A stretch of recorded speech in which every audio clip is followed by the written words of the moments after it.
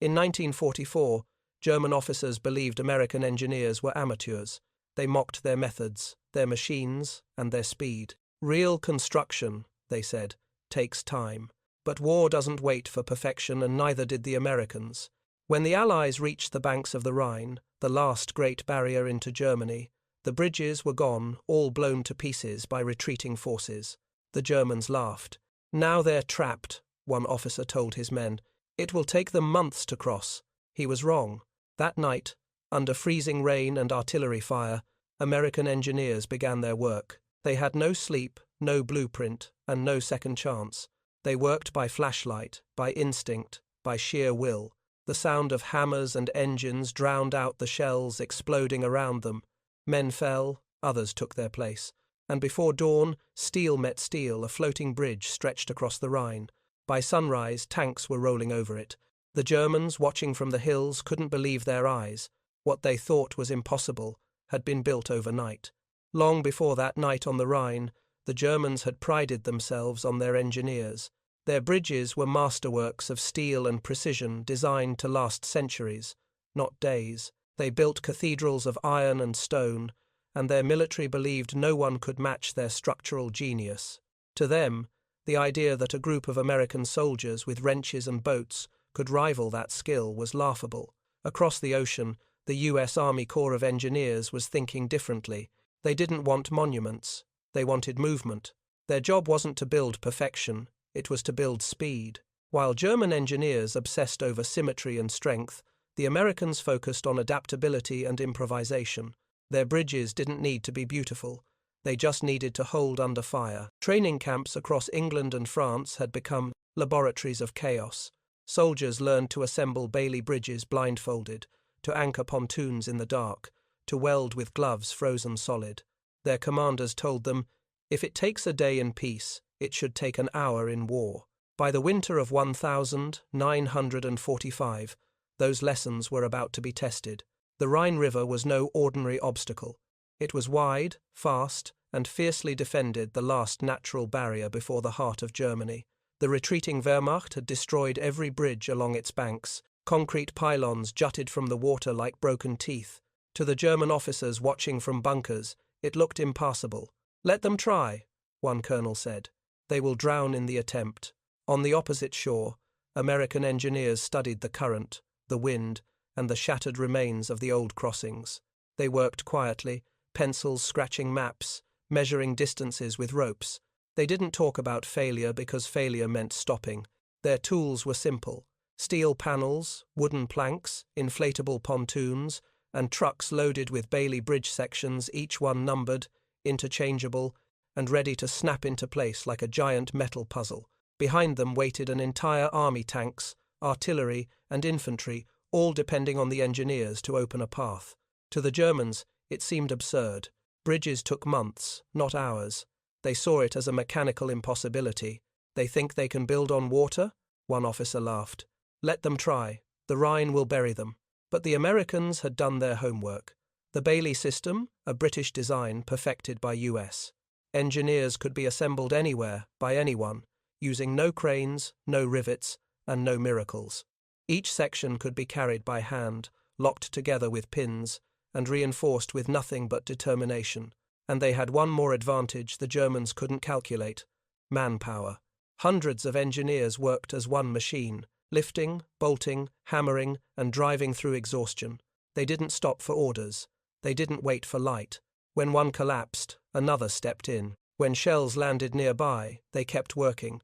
The bridge had to stand, and it had to stand now. To the Germans, it still looked like madness. But by nightfall, the sound of hammering echoed across the river like a heartbeat, and deep down, in the bunkers overlooking the Rhine, some officers began to realize that the Americans weren't amateurs. They were builders of momentum, and momentum was the one thing Germany could no longer stop. The order came just after dusk: build the bridge. Tonight, rain began to fall. Cold, heavy, relentless. The Rhine roared below like a living thing, black and merciless. On its western bank, the 291st Engineer Combat Battalion stood in silence, helmets shining under dim lanterns. Every man knew what it meant. The infantry couldn't move forward. The tanks couldn't cross. The entire Allied advance had halted. The only way into Germany now depended on them. Captain John Samuelson, a quiet man from Ohio, looked at the swirling current and muttered, "We're going to need every hand we've got." He wasn't wrong. The river was almost 400 yards wide, the current strong enough to tear a truck in half. The Germans held the far bank, and they knew exactly what the Americans were about to try. The first shells landed before the first pontoon hit the water. Thunder cracked with artillery fire, and the engineers dove for cover. "Keep working!" Samuelson shouted. "This bridge isn't going to build itself." And they did. In rain, in darkness, with explosions shaking the mud beneath them, they carried steel panels and floating sections down to the water's edge. Every step was a risk. One slip, and the river swallowed you whole. Machine gun tracers whipped across the water like fireflies. The men ducked, lifted, and kept going. Engineers. They weren't supposed to be heroes, but that night they became soldiers. By midnight, the first pontoons were anchored. Boats rocked violently as teams bolted metal girders together by flashlight. Sparks flew. The river hissed. Each section was numbered, connected, and pushed forward. "Left side tighten. Hold that line." Orders cut through the chaos. The rhythm formed hammer, bolt, lift, push. Again and again. The bridge began to grow. A German observer in a nearby tower radioed in disbelief. "They are building in the dark," he said. "Under fire. They're not stopping." His superior laughed. "Let them work. When the current takes them, we'll fish their helmets out in the morning." But the current didn't take them. Instead, the Americans built with a kind of stubborn grace. Each man knew what was at stake. The whole war was waiting on the far side of that river. Artillery fire smashed into the banks, throwing mud and water into the air, but the line never broke. Medics ran between the teams, dragging the wounded out, patching them, sending them back. Nobody left. Nobody quit. By 2 a.m., nearly half the bridge was standing. A floating highway of steel and wood stretched out into the darkness. Searchlights swept across from the German side, trying to spot the workers. The engineers froze, crouched in the rain. Then, with terrifying precision, mortar fire rained down. Sections of bridge vanished in the explosions. The survivors crawled back, coughing, shaking, their faces black with soot.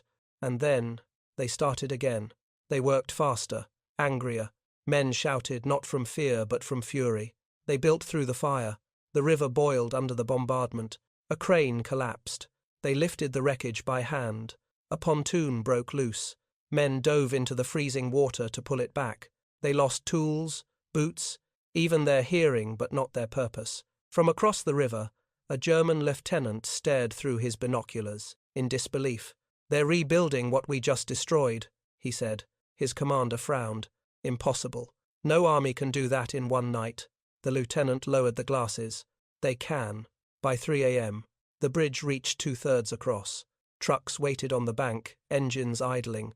Infantry units crouched nearby, watching the miracle take shape. Every soldier knew what that bridge meant. It was the key to Germany's heart, the gateway home. Captain Samuelson climbed onto the unfinished section and looked into the darkness ahead. The far bank was still just a shadow, but it was getting closer with every bolt. "Keep it steady," he yelled. "We're almost there." Another shell exploded nearby, knocking him to his knees. He stood, shaking, ears ringing, and went back to work. The men saw it and followed. Somewhere behind them, a chaplain whispered a prayer no one could hear over the hammering. At 4 a.m., the final panels were bolted in. The bridge trembled, but it held. It stretched from shore to shore, scarred, scorched, and shining in the rain. The engineers stood there in silence, too tired to cheer. Then, from the far side, a radio crackled. "Test it!" A Sherman tank roared forward. It rolled onto the bridge, steel groaning under its weight. Step by step, tread by tread, it crossed the river, the entire battalion holding its breath. When it reached the far side and the driver saluted, the silence broke. Cheers erupted, echoing across the Rhine louder than any artillery. They had done the impossible, built a bridge under fire, in the dark, in one night. And when the Germans saw tanks crossing at dawn, their laughter finally stopped. By sunrise, the Rhine was burning. German artillery found its range, and the sky exploded with fire. Shells screamed overhead and plunged into the river, sending columns of water as high as trees. The new bridge shook under every blast. Metal groaned. Bolts snapped. Men clung to the railings as waves of debris slammed against the pontoons. The bridge should have died within minutes, but it didn't. The engineers fought for it, like soldiers defending a city. When a section buckled, they rushed forward with steel plates and hammers.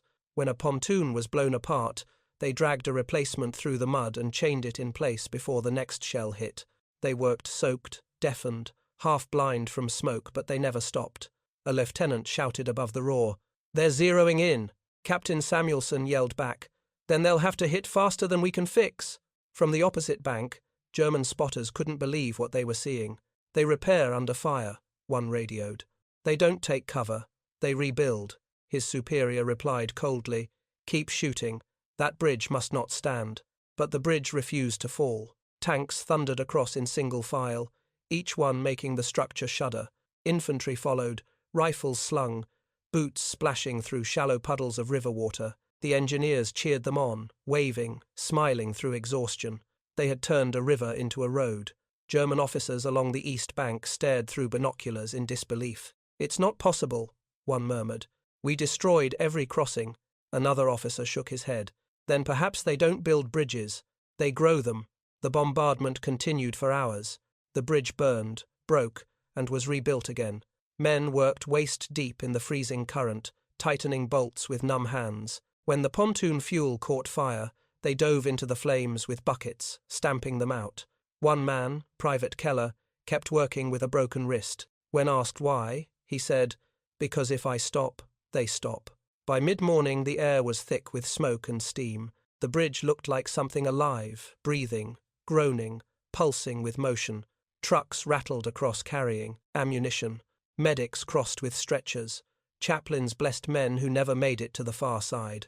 The Rhine swallowed the fallen quietly, without slowing the work above. In a command post overlooking the river, a German colonel slammed his fist onto the table. "They're not engineers, they're lunatics."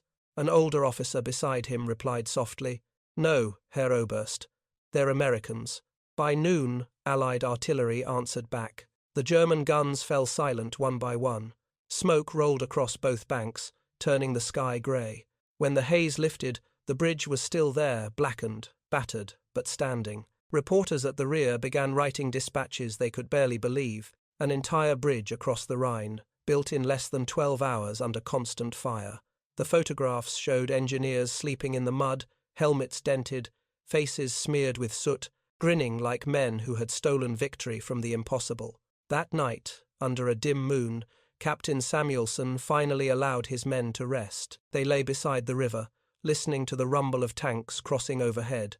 He sat against a crate, staring at the faint outline of the structure they had built. It looked fragile, temporary, and yet it was holding the weight of an army. A medic offered him coffee. "Can't believe we pulled it off, sir." Samuelson smiled faintly. "We didn't pull it off," he said. "We built it until it stopped falling." Across the river, in a captured farmhouse, a German officer wrote a short note in his field journal. "They built a bridge in one night, under fire. In our country, it seems the Americans no longer need permission from physics." By the next morning, the Allied advance was in full motion. Columns of Shermans, trucks, and half-tracks streamed eastward. The bridge flexed and trembled under their weight, but it endured. Engineers patrolled it constantly, tightening bolts, checking pontoons, patching leaks. They had built it overnight, and now they were determined to keep it alive.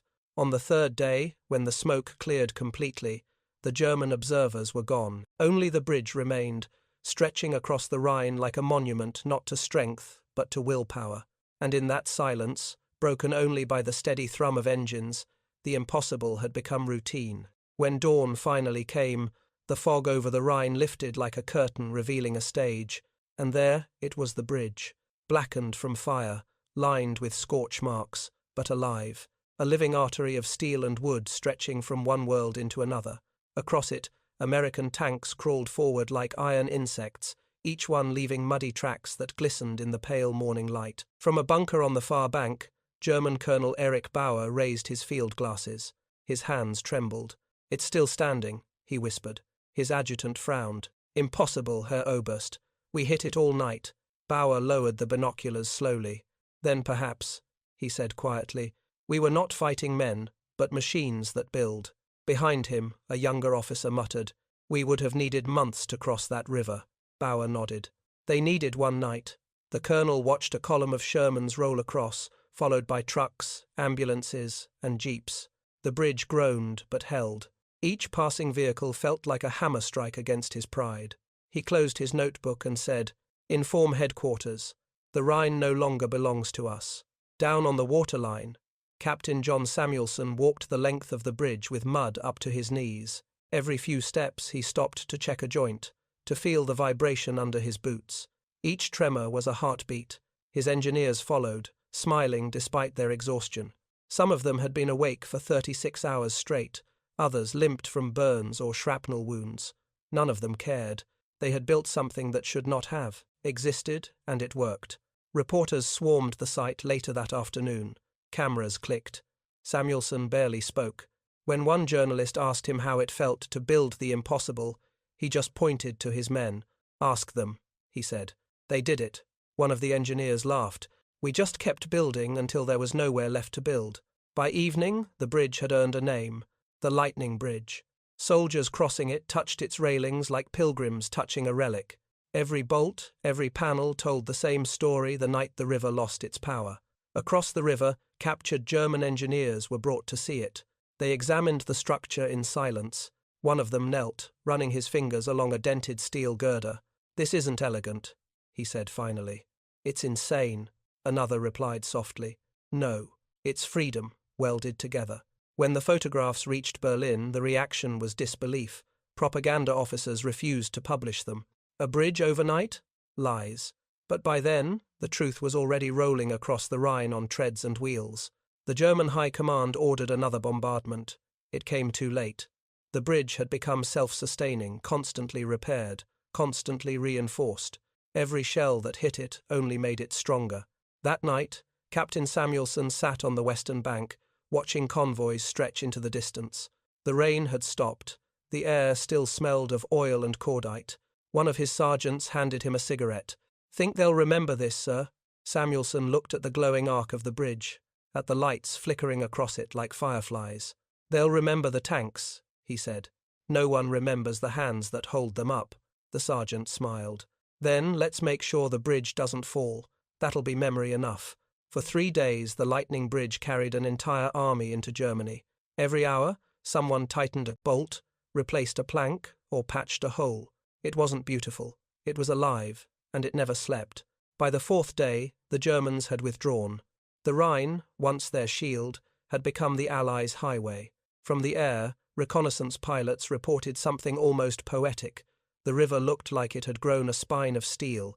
Colonel Bauer, retreating with his staff, looked back one last time from a hill overlooking the valley. The bridge glowed in the sunrise. We thought they were amateurs, he said quietly. Turns out they're architects of time. No one answered. The war had already moved past them. When the engineers finally received orders to stand down, they didn't celebrate. They just walked the bridge one last time, touching the steel as if saying goodbye. A few carved their initials into the railings. Samuelson stood in the center and looked down at his reflection in the water.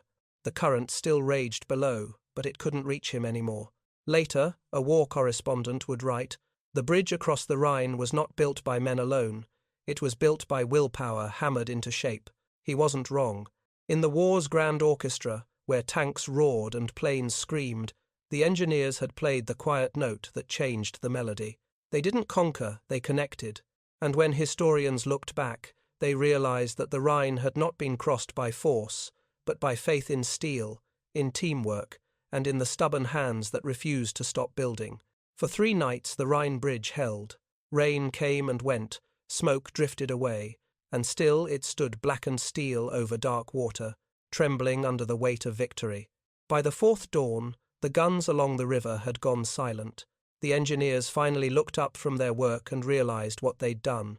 They had built a bridge faster than the enemy could believe it. Captain John Samuelson stood in the center span, his boots slick, with oil and rain.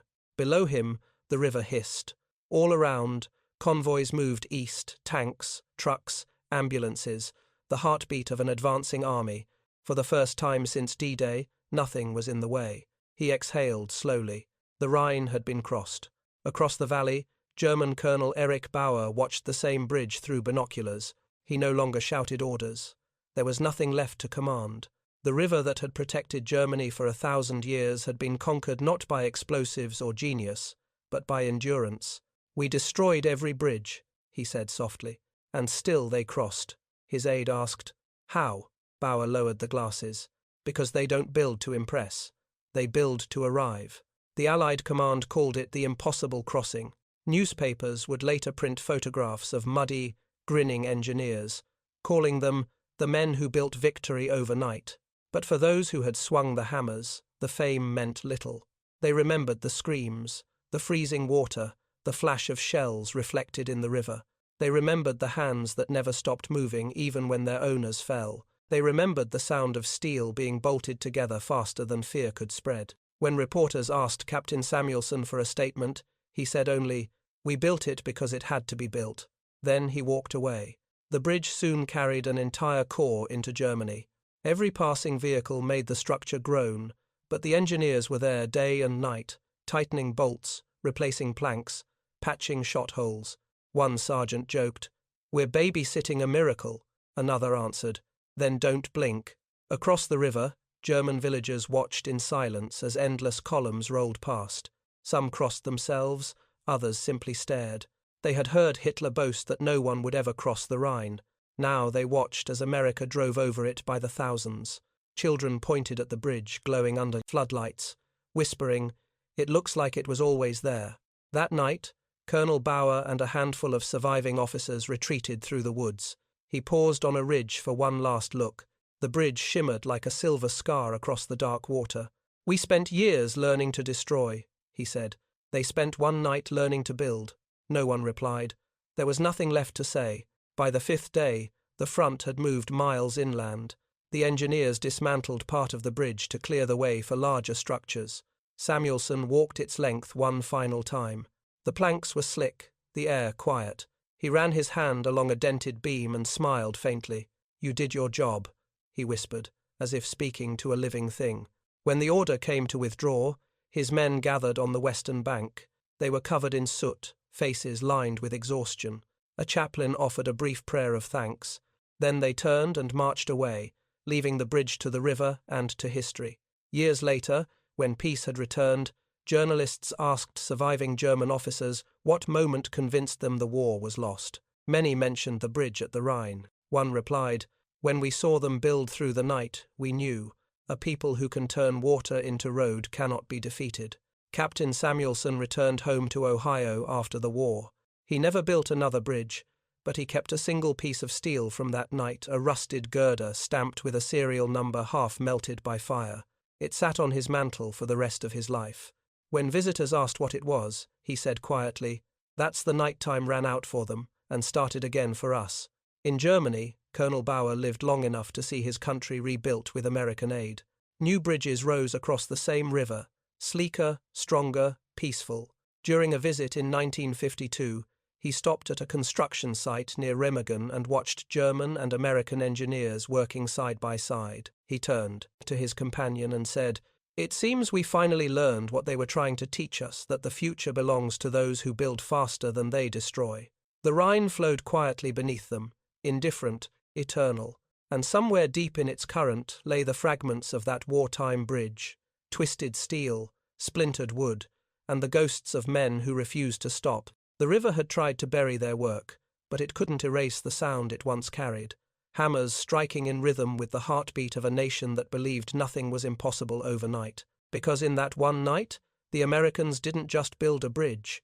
They built a promise that where others saw barriers, they would always see beginnings. When the war ended, the Rhine went quiet again. The shells stopped, the bridges stood still, and the engineers who had defied physics faded back into ordinary life. Yet their work didn't vanish with them, it became the foundation of a new world. In post-war Europe, cities rose again from the ruins. Roads stretched where trenches once ran, and every time a new bridge crossed a river, someone would whisper, "They built one overnight." The story of the American engineers spread through both armies, a reminder that victory hadn't only come from guns, but from grit, ingenuity, and hands that never stopped moving. In America, Captain John Samuelson returned home to Ohio and worked quietly at a construction firm. He never spoke much about the Rhine. When asked what it was like, he'd smile and say, "It was raining, and we didn't have enough bolts." His workers never knew that their soft-spoken foreman had once commanded a miracle. Decades later, when his grandson became an engineer, Samuelson gave him an old, rusted wrench, the same one he'd used that night. "Keep it," he said. "It's proof that time only wins if you let it." Meanwhile, across the Atlantic, Colonel Erich Bauer lived to see Germany rebuilt.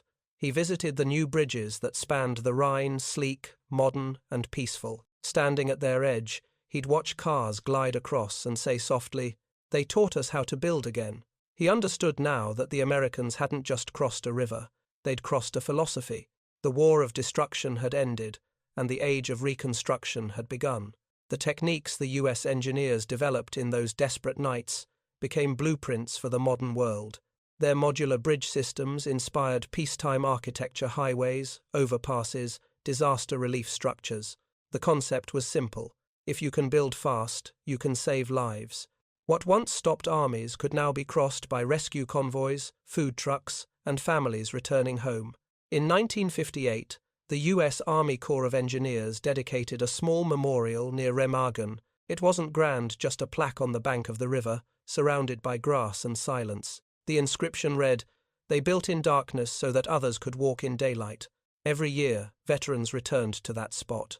Some brought their children, others came alone. They'd kneel, touch the water, and remember the sound hammers echoing under shellfire, voices shouting through wind and smoke, the rhythmic clang that had turned fear into progress. Historians later called the Rhine crossing one of the greatest engineering feats of the Second World War, not because of its size, but because of its speed. It was the moment the war's tempo changed, the moment industry and courage fused into one unstoppable motion, and that motion carried beyond 1945, shaping everything that came after.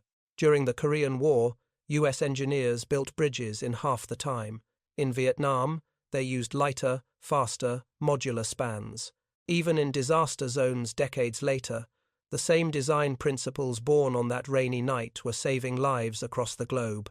But for those who had been there, it wasn't about legacy. It was about memory.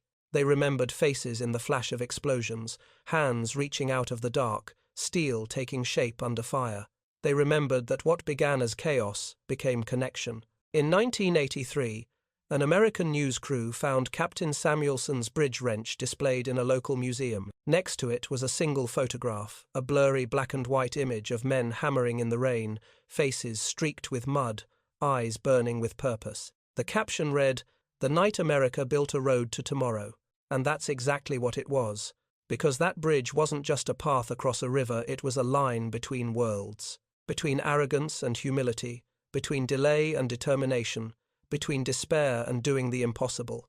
For the Germans, it became a story of respect. For the Americans, it became a story of identity. For everyone else, it became proof that sometimes the greatest weapon isn't destruction, it's creation. When the last surviving engineer of the 291st was asked, at age 98, what he remembered most, he said, "The rain." Then, after a pause, he added, "And how it stopped just before the sun rose." He smiled, because he knew what that sunrise meant. It wasn't just the beginning of a new day, it was the moment humanity learned that even in war, you can build faster than you can break.